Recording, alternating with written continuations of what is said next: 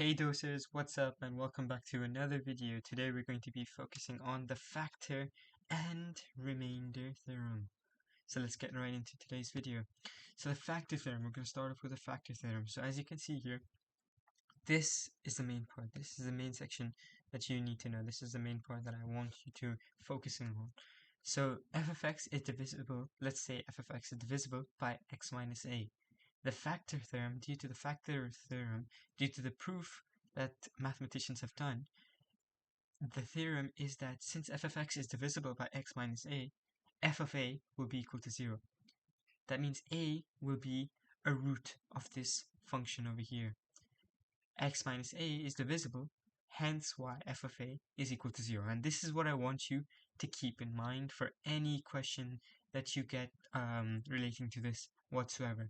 I mean, you guys can go over the proof in your own time. I'm not going to explain it, but you can go over it, but you do not need to know this. You just need to remember that the factor theorem is due to f of x being completely divisible by x minus a. That means that there's no remainder whatsoever. It is divisible, and you get a whole number. You get like an actual value. You get no remainder at the end. F of a will be equal to 0. When you plug in a, you'll get 0. Now let's move on to the remainder theorem. So the remainder theorem is that when f of x is divided by x minus a, the remainder is f of a. So this means that let's say in this case over here, we have f of x is divided by x minus a. It's the same thing as this over here. And I'm going to link these two over here. There is a difference, there's a key difference over here, and that is always this plus r. So in the remainder theorem, we assume that there's this plus r when we're dividing x minus a. So obviously when you divide f of x, when you're trying to find out what f of x divided by x minus a is, you're going to do it in this way. So you know that you're assuming that x minus a is divisible. F of x is divisible by x minus a. So you write x minus a times another or linear function, quadratic function, whatever it may be, which is resolved by q of x, right? But there is a plus r over here. So we are assuming that f of x is equal to this equation over here.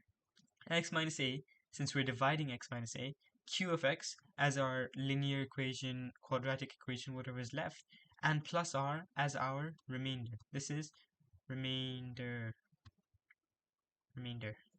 Yes. So this is what happens in the remainder theorem. You always have this plus r over here.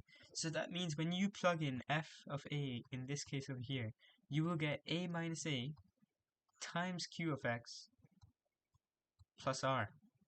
And you do a minus a, this becomes 0, and when you multiply q of x by 0, you get 0 plus r, which gives you a remainder of r. So that shows you that when f of x is divided by x minus a, the remainder will be a. F of a. F of a is equal to r. And that is your remainder over here.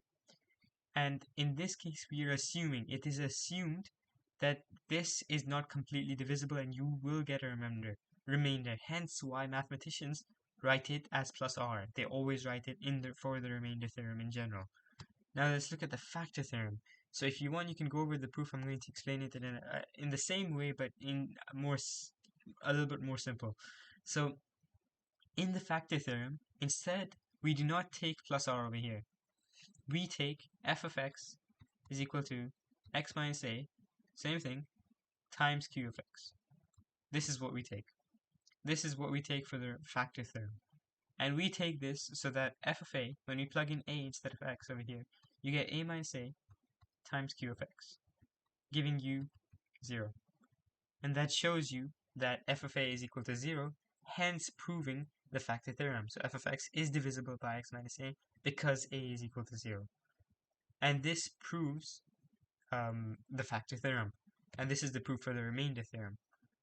So now let's look at a question. And this is specifically based on the remainder theorem. So let f of x equal to x cubed plus x squared minus x plus 2. Find the remainder when f of x is divided by x minus 1, x plus 1, x minus 2, and x plus 2. So I want you to have a go at this over here. Pause the video and have a go at it. Okay, hopefully you've attempted it by now. So now let's give it a go. So I want you to keep in mind that I hinted over here that this has something to do with the remainder theorem. Yes, as it is specifying in the question itself that it's asking for the remainder. So that means your remainder will not be 0, a value of 0, in this case, in probably. If it is, then you're taking into account the factor theorem. Anyhow, when you're testing out both theorems, you use the same method. So it's x minus 1, so x is equal to 1. So let's take our first case. So x is equal to 1. So do we want to plug in x minus 1 and divide this entire function by x minus 1? No, we don't. So we take x is equal to 1, we bring this over to this side, we take x minus 1 is equal to 0, and we just bring that over to this side. That's exactly what we've done here. So x is equal to 1 is our first value right now. So instead of x, we just plug in 1.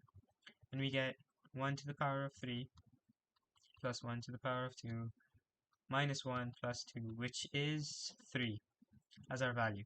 This is our remainder. This is our r. This is r. So this is applying the remainder theorem.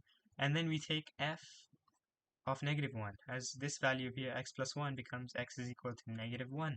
So f of negative 1 would be the same thing as minus 1 to the power of 3 plus minus 1 squared minus of minus 1 plus 2, which is also 3.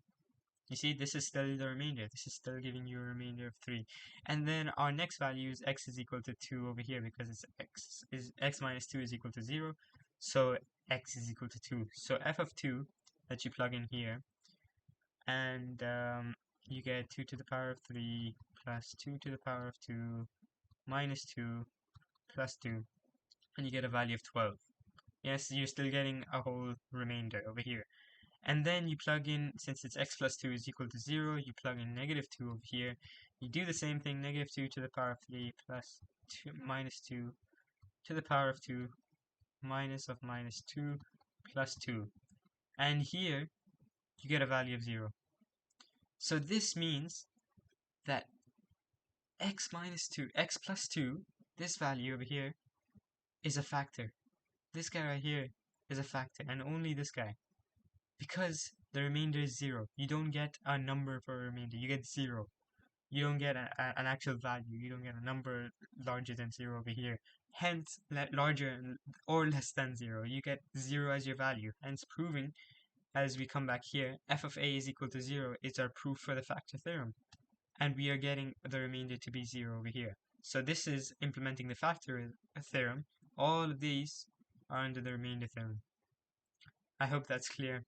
And as homework, I have attached an example question. Really simple, really easy to do. It won't take you much time.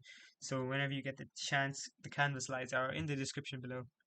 Go ahead, check this question out, and obviously the mark scheme is attached on the next slide. And along with the Canva slides in the description, there is a link for one-on-one tutoring with me.